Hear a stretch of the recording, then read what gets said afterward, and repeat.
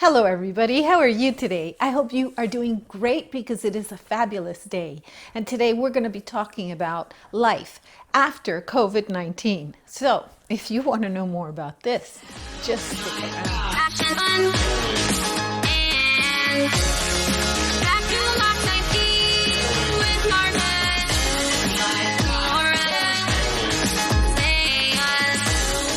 Hello, everybody, and I do hope that you are doing great, even in the middle of this storm of COVID-19. Yes, it is a storm, but it shall pass, and we will be greater for it because when you're forged through the fire, you become stronger. So, let's take a look at some conjectures, some thoughts that I have of what COVID-19 looks like in our future, how it affects us, how our lives will become, or even how they're already becoming. Some of these are conjectures and some of these are just observations of what is actually going on. So I've separated this to 6 different sections. And I'm going to go through these sections, and then what I want you to do is to tell me which of these sections has impacted you the most and how. So the first section is going to be the redefinition of our economic demographics. So you know that I am a teacher, right? And I have an income. I am lucky that I have an income. However, somebody in my same demographics, perhaps a secretary, the economic demographics of that secretary perhaps now has shifted totally, where they have no more acquisition ability. So I was able to maintain my demographics, whereas theirs fell. So what does that do to society, where we identified with different people in different work positions? Because that's true. It actually is true. You're in a circle of economic demographics, and you identify with these people, and now a certain group of people are falling off of that group. Let's take a look at some chefs. For example, chefs can be making anywhere between $70,000 to $100,000 a year. And right now, if the restaurants are closing, they're not making anything. So where they were at the same level of other workers, now they're not. An executive secretary may be making the same salary that a teacher makes. And now they're not. So where they may have identified with that group, they no longer identify with that group.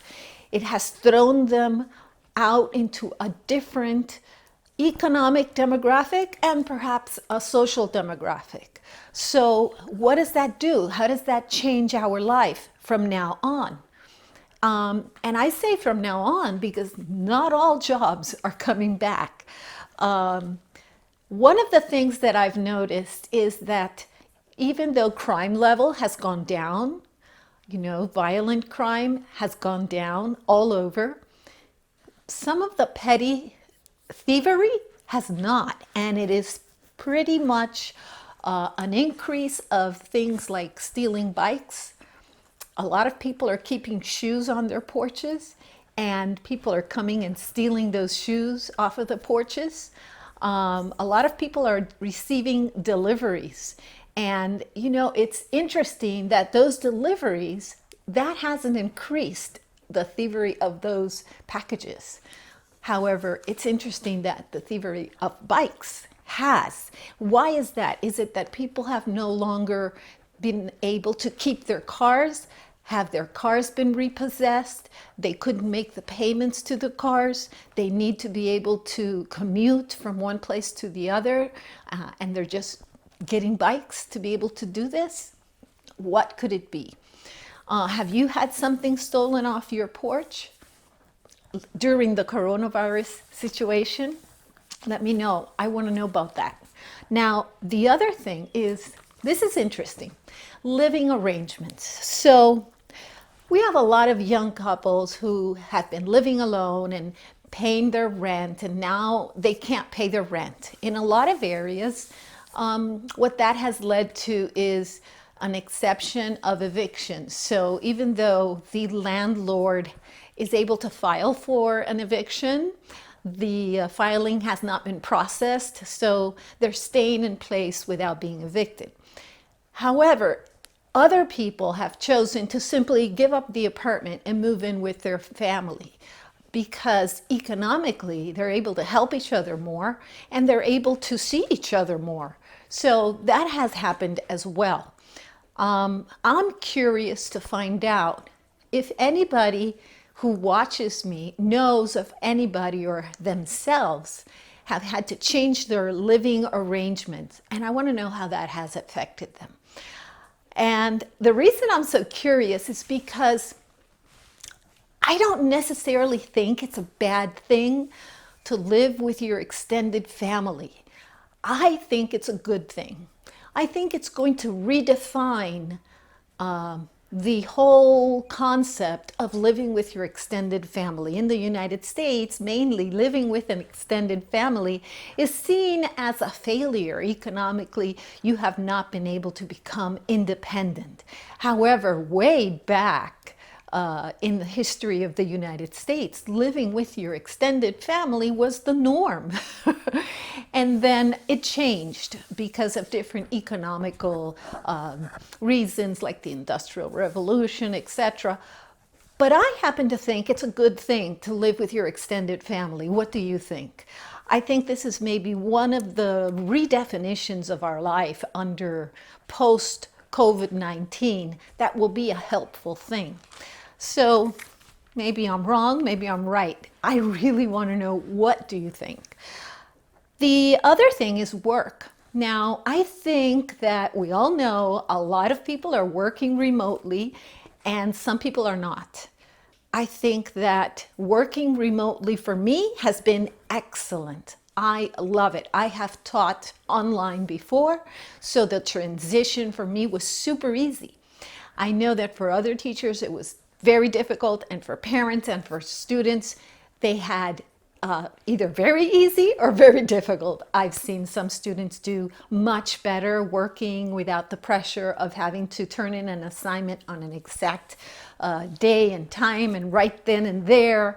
So they've been able to concentrate and focus and think on their own without the pressure of other people around them. So it's been very good for some students.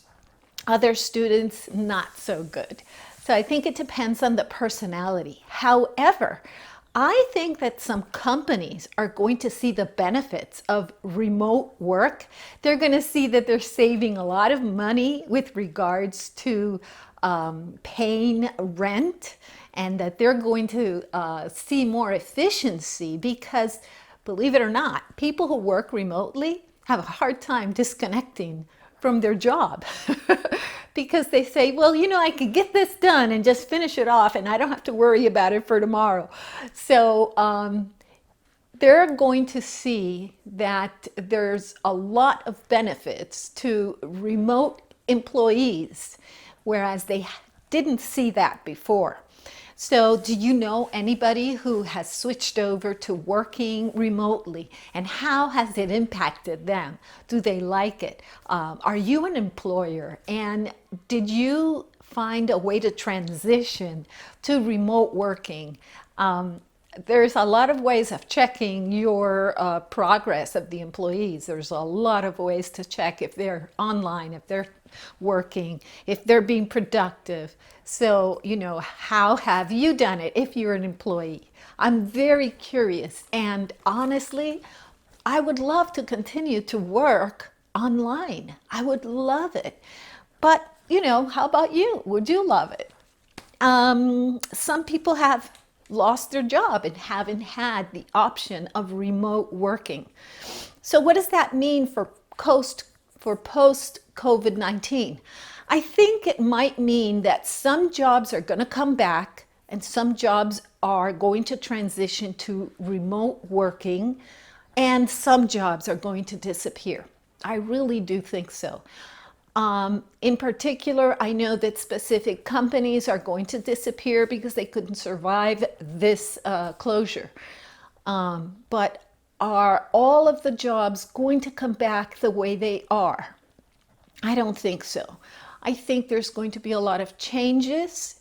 Not all of them are going to be drastic, but I don't think that our jobs are going to come back exactly the way they were before COVID-19.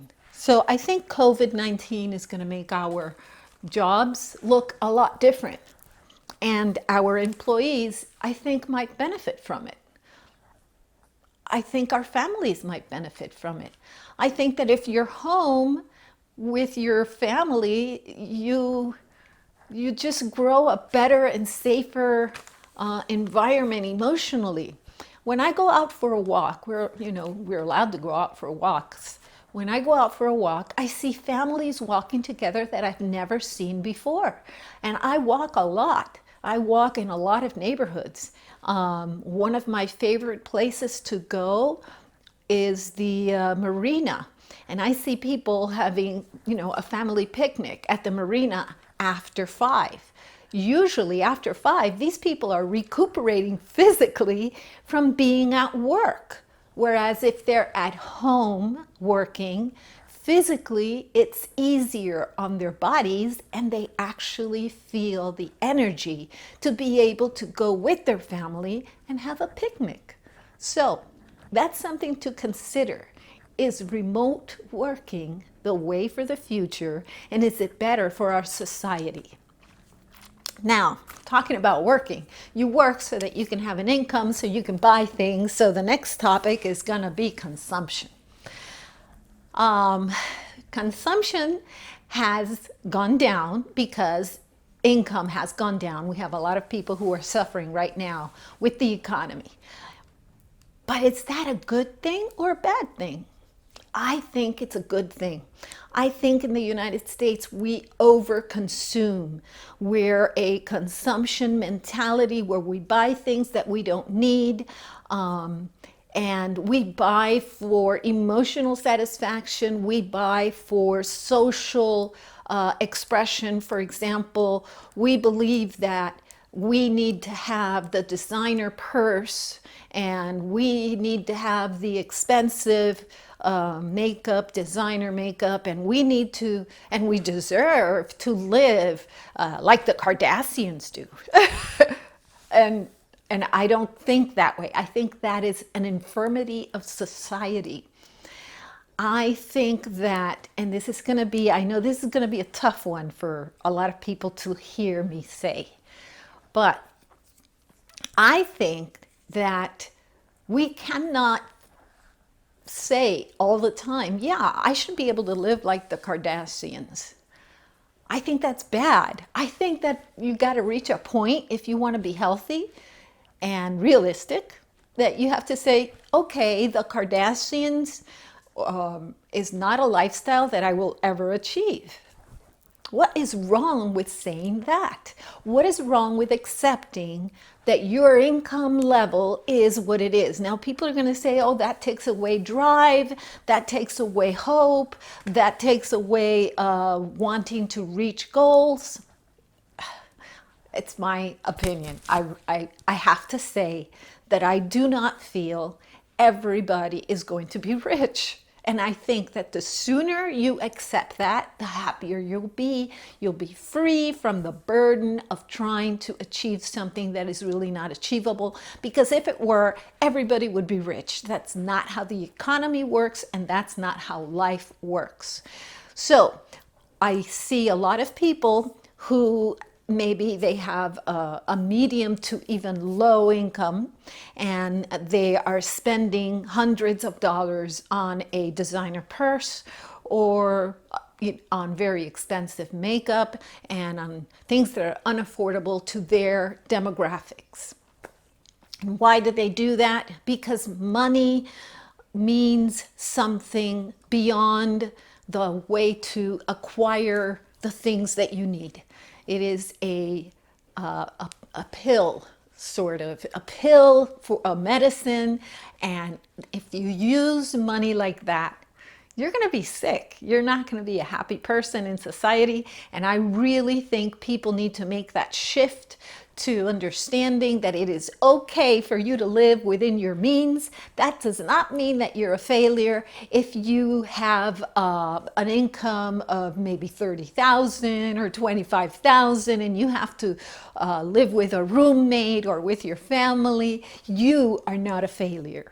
You are not a failure. You are a wonderful person. You are filled with the capacity to love, and that is what makes you a success. When you use your capacity to love and to be kind, it is not what you own. It is not how much money you make. And this sounds so cliche, but it is so true.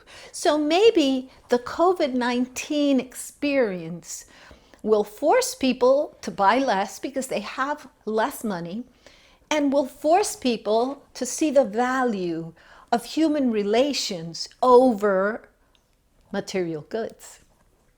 I don't know. What do you think? What do you think? I certainly hope that it does, because that is a segue to my next category, which is planet health. Our planet has been very grateful to COVID-19. I don't know what other way to say it, but because we have been driving less, because we have been using less airplane fuel to go and travel, because we've been going on less cruises, we've been dirtying our planet less. Our planet is breathing easier. Our skies are clear. Our waters are clear. Our birds are flourishing. Our planet altogether is happier and healthier because we're not taking advantage of it and we're not exploiting it. All of the damage to our planet is caused by us. It's not caused by some exterior thing. Our planet suffers because of the actions of human beings. And most of the time, these actions are exploitive. You do not need to have as many things as you have. And when you have all of those things, our planet is suffering because you're exploiting it. I don't know how else to say this, but in a way, COVID-19 has been self-care for the planet. It has been nutrition for the planet, because we have been forced to stop. We have been forced to stop taking and abusing our planet with overconsumption and overproduction.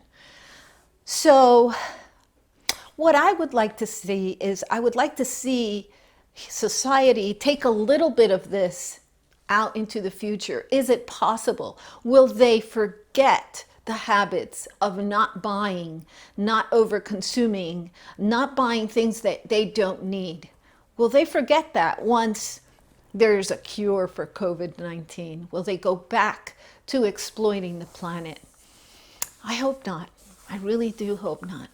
Because I think that all of the people who have lost their lives, I think that they deserve something special to come out of this, you know? It can't be in vain. They deserve that we learn something from this that impacts our children and their children and all of humanity. And maybe it's that we learn not to take advantage and exploit our planet. Okay, so before I get all emotional, I hope that you liked this video. I really want to know your opinion, and I hope that you subscribe. But more important than all of this, I hope that you have a day filled with peace, love, and joy.